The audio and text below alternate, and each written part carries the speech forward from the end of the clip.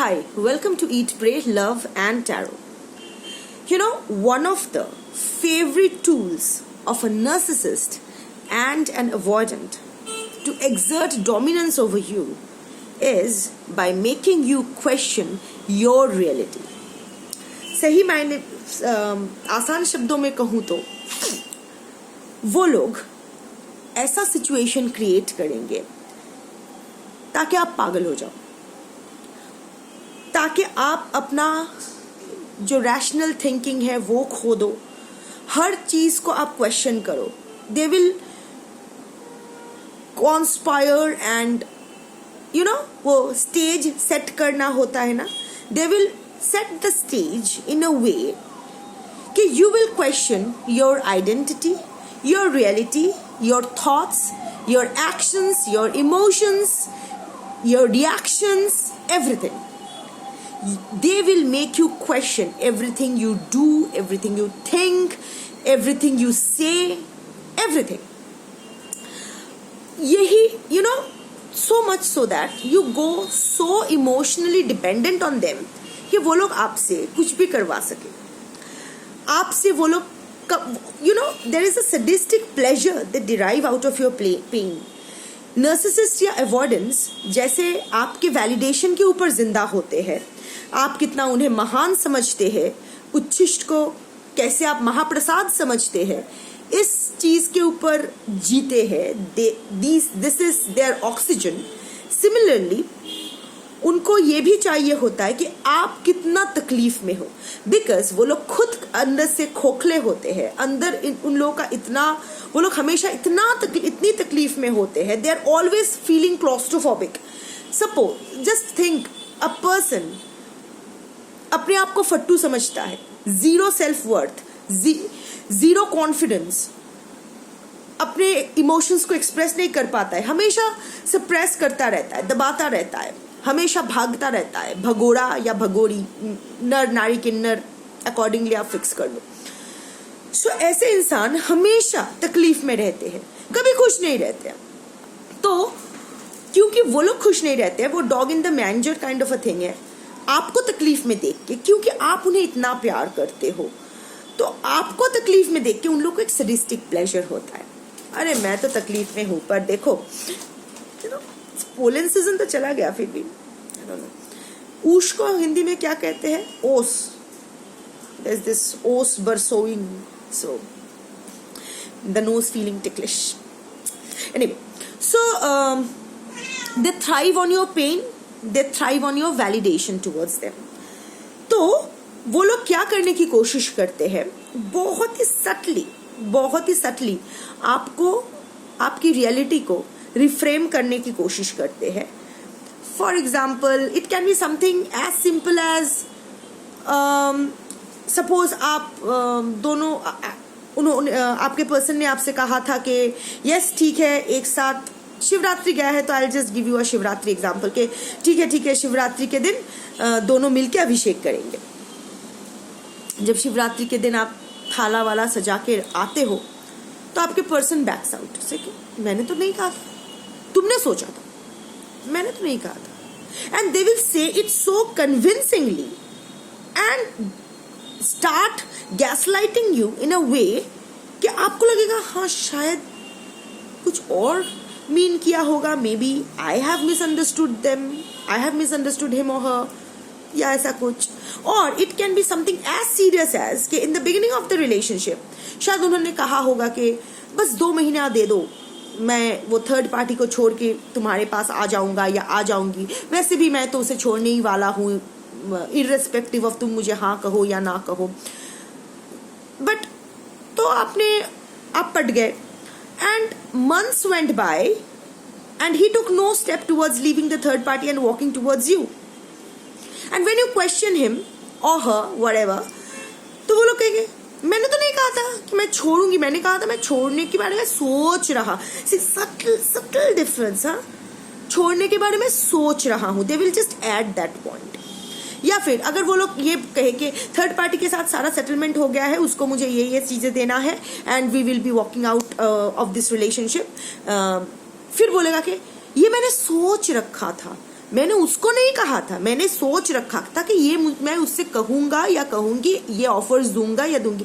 They will make it so subtle, just adding one word and subtracting two words. ऐसा वो लोग बोले कि आपके दिमाग में हो जाए रियली मैंने गलत समझा या सुना, ऐसा ही कुछ हुआ होगा. So they will make you think that you are mad. It's all the fairy tale of your brain. But believe me, ऐसा कुछ नहीं है. You are not faking it. You are not making it up. It's not the fairy tale of your brain. This is reality. जो आपने सोचा था, जो आपने सुना था, वो सही था. जो उसने कहा था, वो रियलिटी था. फेक ट्विस्टेड रियलिटी ये है जो अब आपको प्रेजेंट किया जा रहा है. इनफैक्ट आप देखोगे कि ऐसे अनदर एग्जाम्पल वुड बी कि किसी के बारे में उसने या फिर थर्ड पार्टी के बारे में बहुत सारा गंदा चीज कहा उसने आपसे, जो आपको पता नहीं सच है झूठ है. But when you take it up, आप जब थर्ड पार्टी को हो सकता है कि आप कन्वे कर दिए हो या आमने सामने आए हो. एट टाइम्स होता है ना कि सास बहू या फिर जो भी अरे वो whoever the third party is, तो होता है ना कि हम लोग बातों में निकल जाता है and then they will chicken out, your person will chicken out. नहीं मैंने तो ऐसा नहीं कहा था, इसने सोचा था, ये सब इसकी दिमाग का खेल है, ये ऐसी बाइपोलर है, स्किज़ोफ्रेनिक है, इसका चाइल्डहुड ट्रॉमा. क्योंकि देखिए आपने narcissist and avoidance, they have very high intuitive cognitive empathy. They can actually map your brain.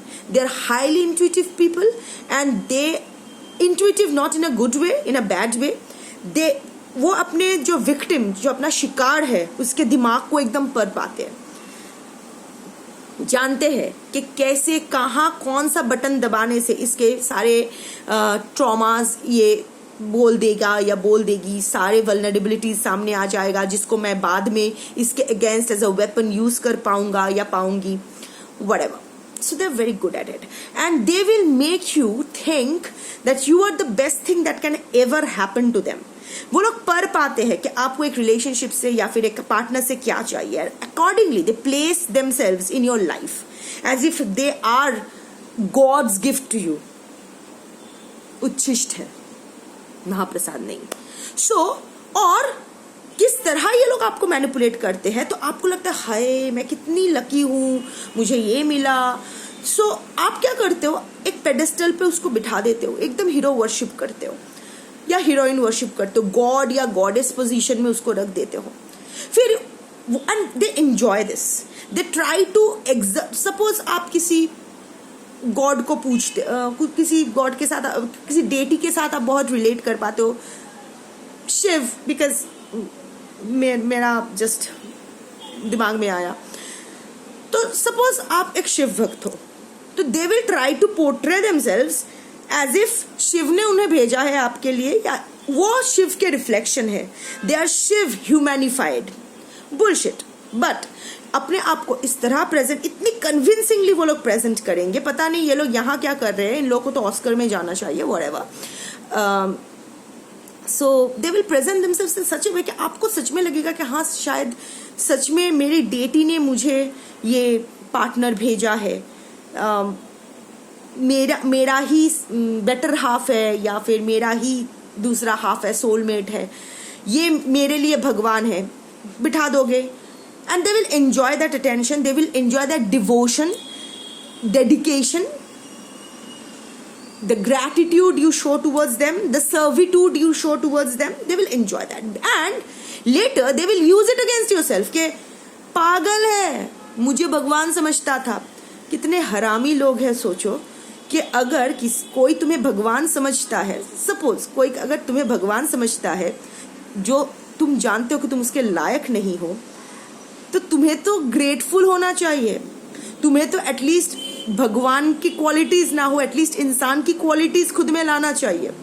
Instead of blaming that person कि why that person is treating you like God, you have to think that ये person मुझ पे इतना विश्वास करते हैं, इतना love करते हैं, इतना रिस्पेक्ट करते हैं मेरे, कि इस पेडेस्टल पे मुझे बिठा दिया है, तो मुझे इस पेडेस्टल का मान रखना है. You understand? This is how they manipulate, they play with your brain. ये लोग ना सिर्फ आपके जिस्म के साथ, ना ही आपकी आत्मा के साथ खेलते, ये लोग आपके दिमाग के साथ, आपकी पूरे लाइफ के साथ खेलते हैं, और उसी में उसको मजा आता है, क्योंकि इनके लाइफ तो झंड है, तो दूसरों की लाइफ झंड देख के इनको बहुत मजा आता है. So first of all what I wanted to convey is, तो जो आप सोच रहे हो कि मेरे दिमाग का ही कुछ खेल है, तो ऐसा नहीं है. दिमाग का कुछ अलौकिक या काल्पनिक कुछ मैनिफेस्टेशन नहीं है. जो आपके साथ हुआ है, that's ground reality, that's a literal stabbing of a sword. So वो हुआ है आपके साथ. सो खुद को क्वेश्चन मत करो, खुद की आइडेंटिटी को क्वेश्चन मत करो. अगर आप इस नार्सिसिस्ट या अवॉइडेंट के साथ रह रहे हो and they try to create this drama, so don't participate in this drama, just ignore them, carry on with your work, walk away from that home, from that room. ऐसा नहीं होना चाहिए कि you are walking out on them, like उनको trigger करने के लिए आप वॉक कर रहे हो. just tell them that what you are saying is not my reality. I know what I heard, what I experienced was real, and I choose to stick to that. I'm not going to take your shit and then just walk out of that room. अगर आप लोगों में contact नहीं है या जो भी नहीं है, तो first of all stop blaming yourself. Stop blaming yourself. These are just gaslightings and all that, blame shiftings and all that stuff. एक चीज हमेशा याद रखना, घूम फिर के मैं वही बात बताती हूँ कि खुद के ऊपर फोकस करो, खुद को हील करो. एक आपके अगर दांतों में दर्द है तो आप पेन किलर ले लेते हो, पर दांतों में दर्द क्यों है? क्योंकि दांत का आपने ख्याल नहीं रखा, या फिर जेनेटिकली जो भी प्रॉब्लम्स है, unhealed childhood trauma, whatever, like unhealed childhood trauma. ठीक उसी तरह आपके इधर आपके कुछ पोरस दांत है या फिर जो भी है, या फिर आपने दांत का ख्याल अच्छे से नहीं रखा, तो दांत में गड्ढे पड़ गए और उसमें खाना फंस गया, और आपने वक्त रहते उसको नहीं निकाले, उसको सही करने की कोशिश नहीं की, तो वहाँ इन्फेक्शन हो गया. या फिर कभी कभी देखोगे कि जस्ट वो खाने का दाना चुभा रहता है, तो दर्द ऐसे गाल वाल फूल जाता है. आप किसी भी तरह से गुनगुना पानी में नमक डाल के, कुल्ला करके, जो भी करके अगर वो निकाल दो, तो इंस्टेंट आराम मिल जाती है, और आप भूल जाते हो कि हाँ ठीक है, खाना निकल गया, अभी तो ठीक है. फिर तो उस गड्ढे का आप कुछ नहीं करते, फिर से खाना फंसता है, फिर से आपका मुंह फूलता है, फिर से आपको तकलीफ होती है. ऐसे करते करते ना वो गड्ढा और गहरा होता जाता है, और जहाँ एक सिंपल सा फीलिंग चीज सही कर सकती थी, आपको रूट कनाल और ना जाने क्या क्या करना पड़ता है. सो यहाँ दो चीज़ है. पहले तो अपने दांत के खड्डे भरो, क्योंकि फीलिंग नहीं करोगे तो ये खाने का दाना बार बार चुभता रहेगा और आपको तकलीफ पहुंचाती रहेगी, इन्फेक्शन बढ़ता रहेगा और चीज़ें खराब होती रहेगी. और मैं सिर्फ दांत की बात नहीं कर रही हूँ, मैं आपकी ज़िंदगी की भी बात कर रही हूँ. जैसे हर पुर्जे के मरम्मती ज़रूरी है, दिमाग बोलो, हड्डियाँ बोलो, दांत बोलो, खून, ब्लड शुगर, ब्लड प्रेशर, जो भी है, हर पुर्जे की अगर मरम्मत ज़रूरी होता है, मेंटेनेंस ज़रूरी होता है, तो दिल का क्यों नहीं, ज़िंदगी का क्यों नहीं, वो भी ज़रूरी होता है.